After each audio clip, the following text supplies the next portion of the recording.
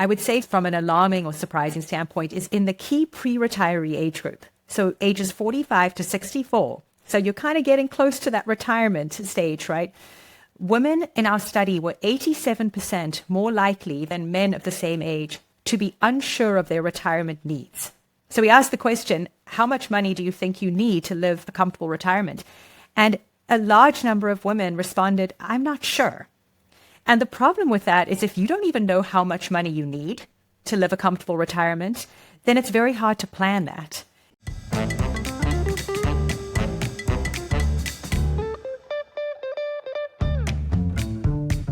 Gloria Steinem once said, "We will never solve the feminization of power until we solve the masculinity of wealth." Barbara Provost and Maggie Nielsen are the team at Purse Strings that will help you navigate the ins and outs of financial independence so that you can be financially fearless. This is Women in Money, the shit we don't talk about.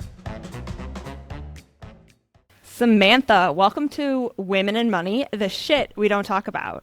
Before we dive in today, I would love for you just to kind of introduce yourself to the audience, share a bit about who you are and what you do. Well, thank you so much for having me. I'm really excited to be here. I am Samantha Hart. I'm the Director of Marketing Content Strategy for North American.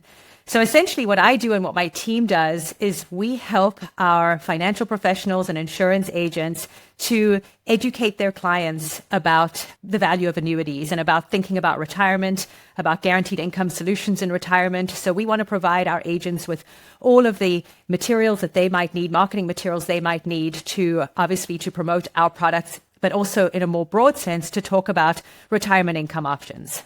So that's my day job. I'm actually originally from Cape Town, South Africa. So that's the accent. That's always the first question I get asked.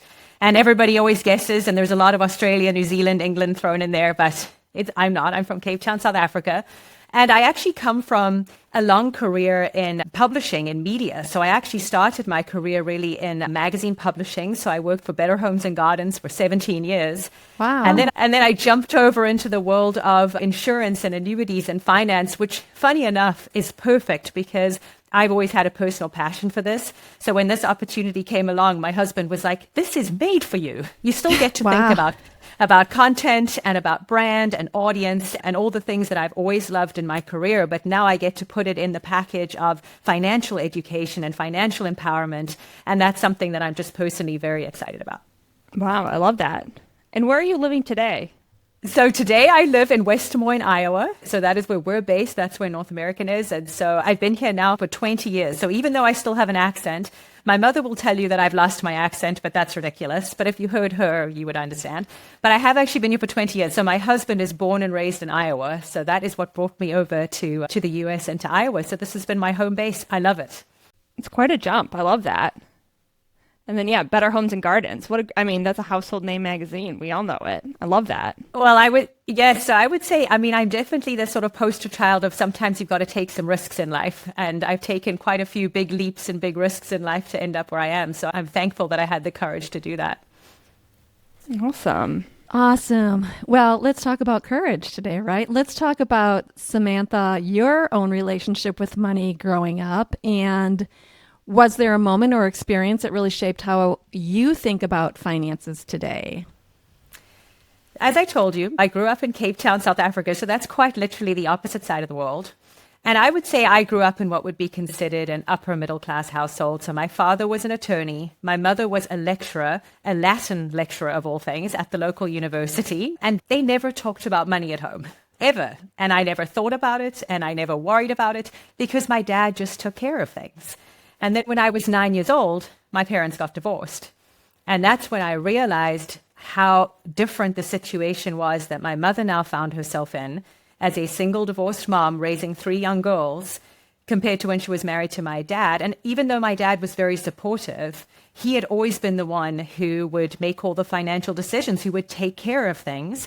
And then my mother was in this position where she not only had to figure out the day-to-day of how to provide for us and how to protect us, I would say, as much as possible from having to worry about finances. And she did a great job of that.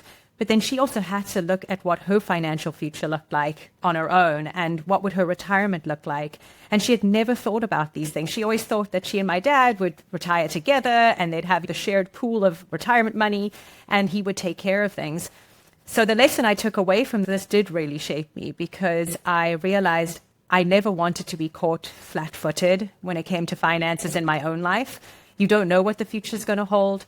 Thankfully, I've been happily married for 20 years. My husband and I combine our finances. We talk about money. We make the decisions together. He would probably say, I'm a lot more interested and passionate about the topic of finance than he is, but we're both actively and equally involved. So already I'm in a different position than my mom. But I think for me, I also put a very high value on financial security. And I think that's because I saw my mom almost overnight go from being very financially secure to being financially insecure.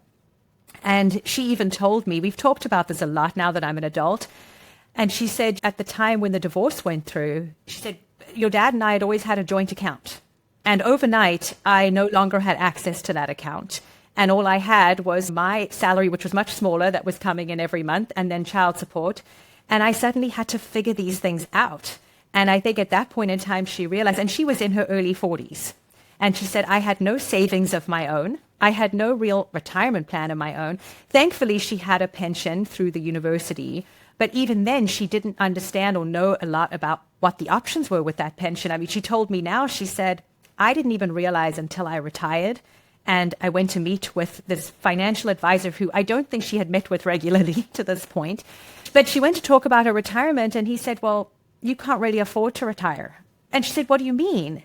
And he said, well, you have this pension, but it's been very conservatively invested. And she didn't even know that all those years, 20, 30 years, she actually had options she could have chosen from in terms of what she wanted to invest her pension in. And she could have invested in more aggressive growth funds. She could have doubled, tripled that pension bucket. But now she had what she had. She was 65 and she's made it work. My mom she's happily remarried. And so between her and my stepdad, they're living a great life. So don't feel bad for my mom. She's living a great life. But I have learned so many valuable lessons. And she has said to me, I want you to do better than I did. And I'm now passing that forward to, I have two daughters. They are 16 and 12. And we talk about money. And I talk to them about things. And I talk to them about investing and the stock market and about debt and about when you earn money, you don't just go and spend it all. You want to invest some so that your money can grow, and just the basic things, because again, it all came down to just knowledge and understanding. And my mom really had to start from scratch in her 40s. Wow. That's a powerful story. It's so powerful, and it's not unlike so many stories we hear on a consistent basis. And what we've seen, right, Maggie, as we developed purse strings was women who were working these jobs to patchwork money together to pay their bills because they just didn't know, and someone did them a disservice. Like this financial person never met with your mother or never had a conversation with her. I mean, not to put it all on that person, but no financial literacy about how to plan for retirement or the conversations you should be having. It makes me sad. It makes me sad to think all of a sudden it's kind of like you're left dangling at the end of a rope without any safety net and not really knowing what to do next. And 3 little girls. It's terrifying. Yeah, right? pretty terrifying. Yeah, at that time, I was 9 and my older sister was 11 and my younger sister was 5. So 5, 9, and 11. And yeah, it was a whole new world. But luckily, I will give her credit, though. My mom is able to pull herself up by the bootstraps and figure things out. But absolutely, the message that she has, when I told her that I was doing this today, and she's like, the message is, don't wait until it's too late. She said, had I thought about these things when I was 30 years old, or even when I was 35, and even at 40, at the time of the divorce, she's like, I still felt so overwhelmed that I just kind of buried my head in the sand. But wow, what a difference that would have made to me now she's now in her 70s. Yes. I think it's so interesting that this is a worldwide issue. We always complain about we don't have financial education here, But it's not like other countries are providing all this financial education either. It's kind of this worldwide issue, which is just interesting to shed some light on, just because it's not just an American thing. It's a world thing and that we really have to tackle. And so at Purse Strings, we're just working on the States right now. That's all we can handle. But, it's a worldwide thing. But I also wanted to re-highlight how you and your husband now talk about finances and how you said you might be more passionate, but that doesn't mean he's stepping out of the conversation. And I think that's so important is in relationships, there's always one person who's going to be more into something than the other person will be. But that doesn't mean that you take the back seat. And I love how you guys are both still in the driver's seat together, because that is what is so important. And so even if it's like, well, this isn't my passion. Yeah, going to the doctor is not my passion either, but I do it because I got to make sure my health is in check. You just do it. And so I think that's a great thing to highlight as well, just because you don't have to be passionate about it. It's easier if you are, but if you're not, you still got to do the thing, right? And still be part of that conversation. Yeah. And Sam, we met because you did a ton of research in the work that you do on women and money around this great wealth transfer. I, as we found out, did a lot of the same research. We all came up with a lot of the same results. And it was just so fantastic that we came together because we see, and you've been impacted. I mean, I've gone through my own divorce. We've done a lot of research studies. We see the impact on women when they don't have the knowledge, the education, the skill, the right financial professional working with them, coaching them, helping educate them along their financial journey. And we know how important it is. And talk about passion. You're passionate. I'm passionate. Maggie's passionate about making sure women have all that they need and they're not hanging at the end of the rope like in a very frightening place, which we hear these sad stories all the time, about women who are just not prepared because they never thought their husband was going to leave or their husband was going to die or they were going to lose their job or whatever. They were going to get sick and they didn't have disability, whatever it might be. And we want to make sure women have the tools and the resources and the information and everything that they need so that they are in charge and in front of these very important life decisions and life skills. So we just love to vibe together and talk about this because we know how important it is. So I'm so glad we're having this conversation today. So let's share with the audience why you think this is happening and what is important right now for women to do. What do you think is important for women to be doing with their money and education around finances? Well, I think the great wealth transfer is something that we should all be paying attention to, but especially obviously working in the industry that I'm in, it is extremely important for our financial professionals to be thinking about this great wealth transfer because it presents a big opportunity for them because there is a very significant knowledge gap. But at the same time, women in this country are estimated to take control of $34 trillion in U.S. assets by 2030. So I always say the great wealth transfer, people often think of it just as baby boomers are passing their wealth down to younger generations. And that is one wealth transfer that's taking place, obviously, as the boomers are aging. But there's this other great wealth transfer that is perhaps not being talked about as much as it should be. And that is this wealth transfer in which women are going to take control of significant assets. And there are several reasons why this is happening. So a big one is that more women than ever before are graduating from college. So that increases their earning capacity. In many cases, they are delaying marriage or delaying having children, again, focusing on careers. There are more single female-led households than ever before. There are more women-owned businesses than ever before. We all know that gray divorce is on the rise. So women getting divorced in their 50s or 60s, and with that splitting of assets, that might mean that they are getting more wealth than they might have had before. And then there's the biggest one of all, which is longevity. So statistics show that women on average live nearly 6 years longer than men. And that is a reality that women have to think about. You don't want to think about that, right? You want to think that you're just going to be like the movie in The Notebook and you just go to sleep together when the time is right. I always joke with my husband about that. But the reality is that you might well outlive your spouse, or you might be a single woman running your own household. So what this means is that even if you're not currently primarily or solely responsible for your household finances, there's a very high likelihood that at some point in the future you will take on that responsibility. And you have to be prepared for it. You have to have the knowledge, the education, the guidance, the support to make the right decisions for your financial future. So that is why the Great Wealth Transfer, it's relevant for financial professionals because they can step in and provide that kind of support and guidance. And then it's relevant for women as the consumers, as those who are going to be responsible for all of these assets to make the right decisions with them because it can be life-changing. But if you don't know what to do, then it can also be problematic.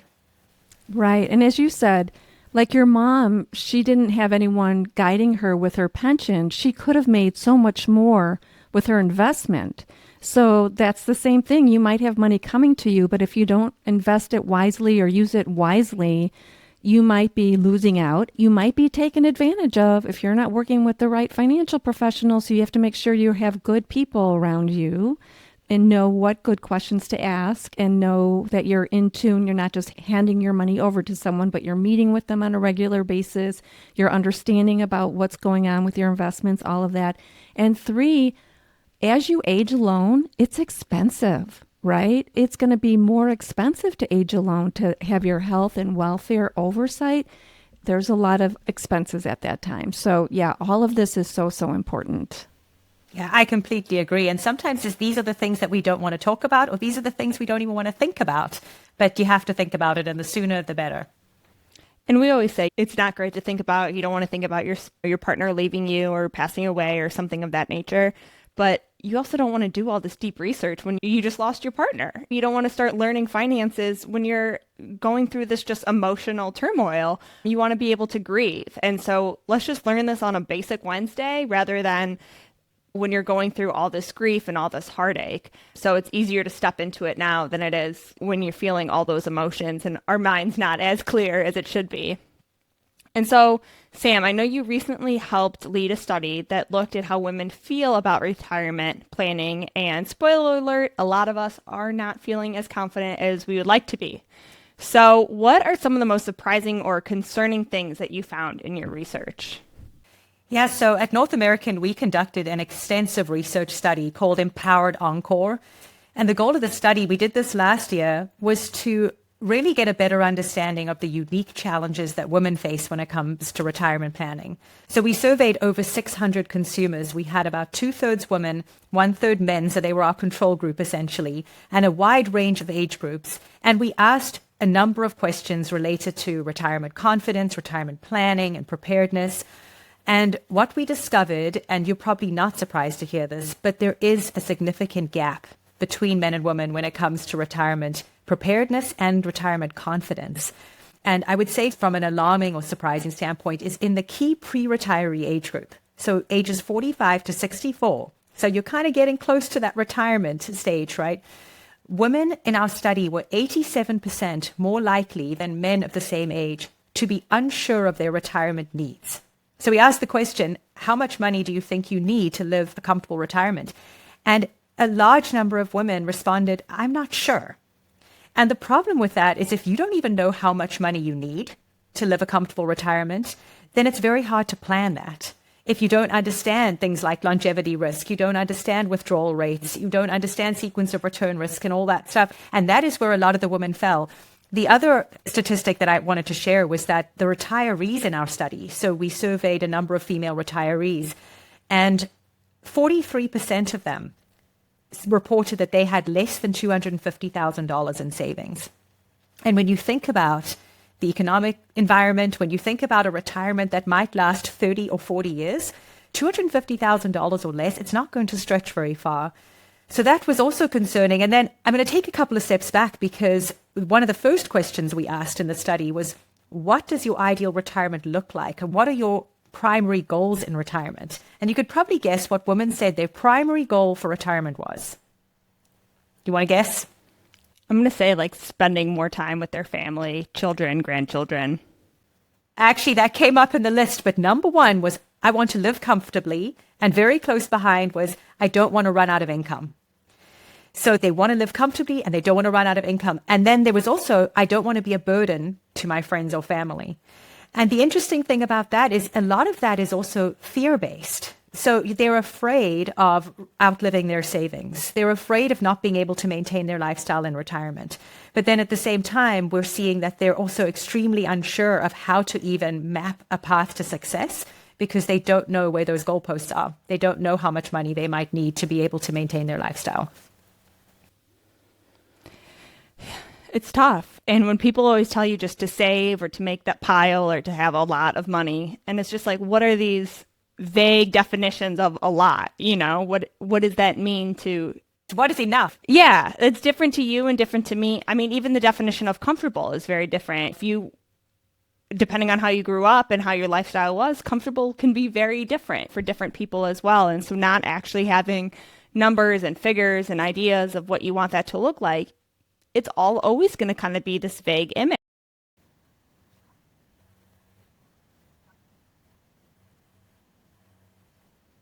Yes, I think you have to get down to the point of actually being comfortable to talk about the numbers, to talk about the specifics, and not just to say, oh, well, I think I need $1 million, or I think I need more than I have today. Like, that's not going to be, you have to have a specific goal. Again, I use my mom as the example because she didn't even know. She's like, how much will I need? And how much do I need to withdraw every year in retirement from my portfolio? And what does that drawdown look like over the course if I do live to be 85, 85? She hadn't really considered those things. She hadn't heard about the 4% withdrawal rate or anything like that until the day she retired.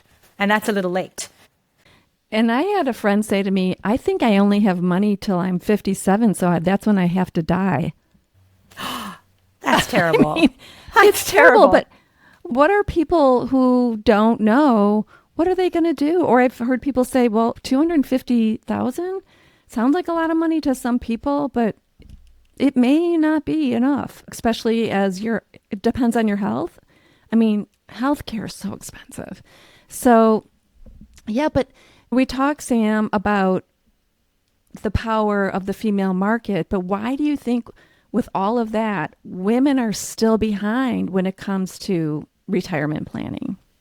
And I think this is interesting. I think women are behind. I think in oftentimes whether or not they're actually behind because of perhaps this lack of understanding of where the goalposts are. Because if you don't know where those goalposts are, you can't track your progress. You don't know where you are on the graph. So I think women often feel like they're behind. Perhaps they're not, but they've never actually looked at it and seen the numbers and got those specifics.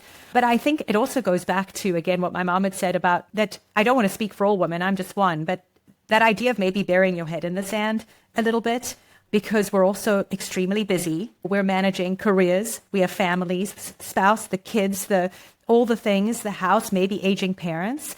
And money feels like one more thing on the to-do list that maybe we just don't have time for. And so it's like, well, someone else will take care of that, or I'll think about it another day. And I think that's got a lot to do with this feeling of being behind. It's just one of those things that maybe we haven't proactively got ahead of to sit down. And I always say, whether you do it yourself, whether you want to self-educate, whether you partner with a financial professional, but really getting a clear understanding of where the goalposts are, how to chart that path for success for yourself is so critically important, even to understand what your options are when it comes to retirement income. So we talk about that a lot, obviously, at North American. You have options for retirement income. It's not just Social Security. In fact, you probably don't want to think of it just as Social Security. And the days of the pension, my mom's lucky to have one, but the days of the pension are kind of far behind us. So what are your other options that you can explore? And how can you make sure that you still have an income stream in retirement when you're no longer going to work every day? So I think there are several reasons why women feel behind. And our study showed that, unfortunately, there is a gap. And again, the gap is not just literally with the dollar figures. The gap is also in the comfort level, the education level, the confidence level. And I feel like that's the gap. If you can close that gap, then hopefully the dollars start to line up. Yeah, it's super interesting. And I hear so much about Social Security and stuff. And it's just like, that's supposed to supplement. That's not supposed to be the retirement plan, which is hard to kind of grasp sometimes, but that's why you really do need to sit down and have these conversations and understand, like you said, where those goalposts are. And so you've talked to a lot of women. So what kind of advice are they actually looking for? And what do they say? And what do they say that they want in a financial advisor or a coach? In terms of what they're looking for from an advice perspective, it's the pretty standard stuff. They want to know about money management. They want to know about investment options. They want to know about even things like annuity solutions or guaranteed income solutions. What does that retirement income landscape look like? They want to know about things like estate planning, taxes. So actually being able to get a better understanding of a comprehensive sort of financial viewpoint. So not just looking at the retirement income aspect, but also looking at taxes and estate legacy planning, all of that stuff. So that's what they want from a financial advisor. When it comes to finding the right one, though, they were very specific about the qualities that they're looking for in their ideal advisor. And this was one of my favorite questions to ask. We actually ended up creating a word cloud with all the words that they used to describe their ideal financial advisor. And the words that they used were things like trustworthy, empathetic, reliable, connected, authentic. They wanted somebody who understood their unique needs, who could meet them where they're at, who could create a plan that felt custom-made, tailor-made for them. And that empathy, I would say that came up again and again, that word empathy. Some of the women in our study even told us that they would like to find a financial professional who had gone through a similar life experience to them.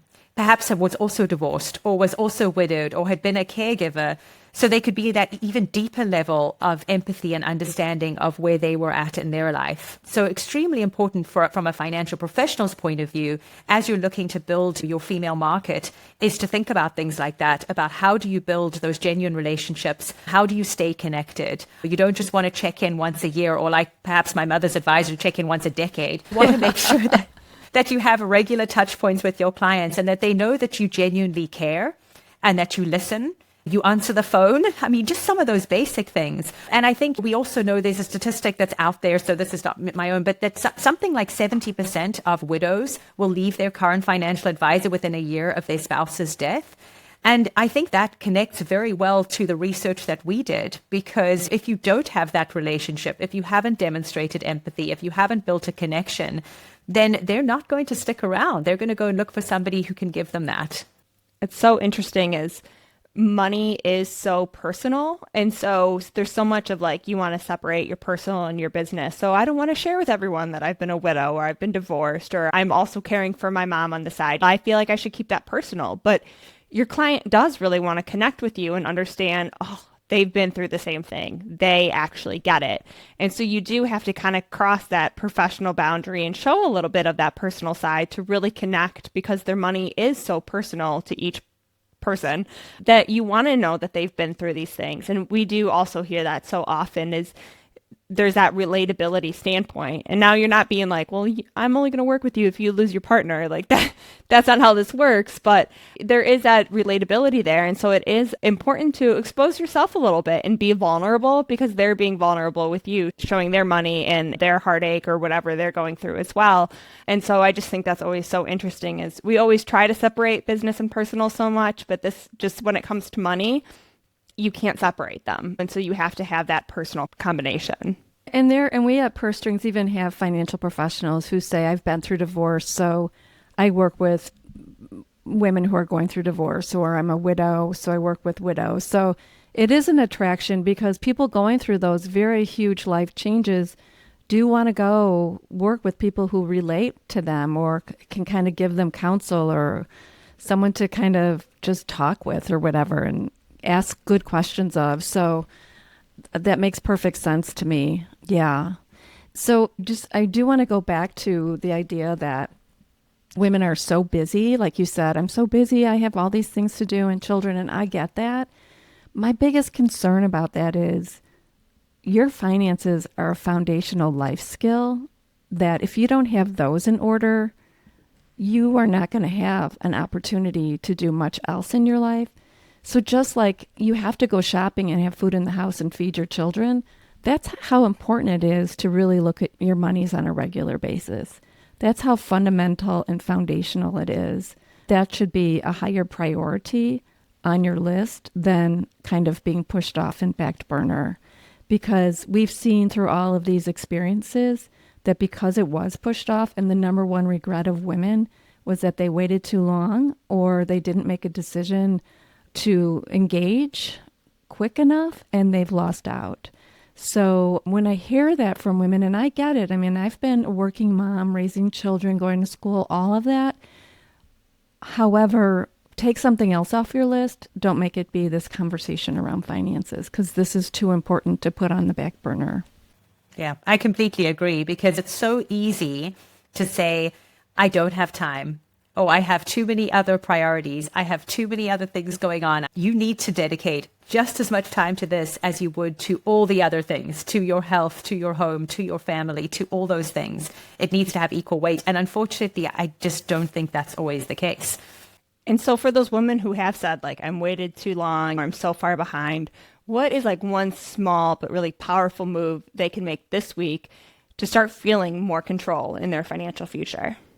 Well, I would say the number one thing would be to find a financial advisor if you don't have one. Of course, you always have the option to figure it out on your own if that's what you would prefer to do. But the women in our study who had partnered with a financial professional, who had found that right person for them, I mean, they spoke very highly of the experience and how positive it had been for them. We got some wonderful testimonials from women saying how working with a financial professional made them feel accountable. It made them feel empowered. It helped them sleep better at night. They felt like someone had their back. So really great testimonials. They also told us that a lot of them found their financial professional through their trusted network. So their friends, their family, they would even ask their doctor or their accountant, or if you have a lawyer. And so that's a way, of course, going online. We always tell financial professionals you want to have an online presence, because especially the younger women in our study said that would be the most likely place that they would go to find a financial professional. They would look for online reviews. They would run a Google search. I think anytime so you want to make sure that you have your expertise out there, that's extremely important. So that would probably be the thing to do. But if you're not ready to start that relationship, at the very least, I would say go to your local library, check out some books on finance. Find a podcast. This is a great one. There are lots of great podcasts. There are videos out there. There are all kinds of resources available to start educating yourself. And that's something I've done. Again, like I said, this has been a personal passion before I even got into this industry. And it was really just, I've read a lot of books. I've just had that level of interest. And it starts with the desire to learn. And education is really the first step. And a financial advisor can accelerate that for you, of course, because they have that knowledge they can share. But you can also start doing it on your own today. Yeah.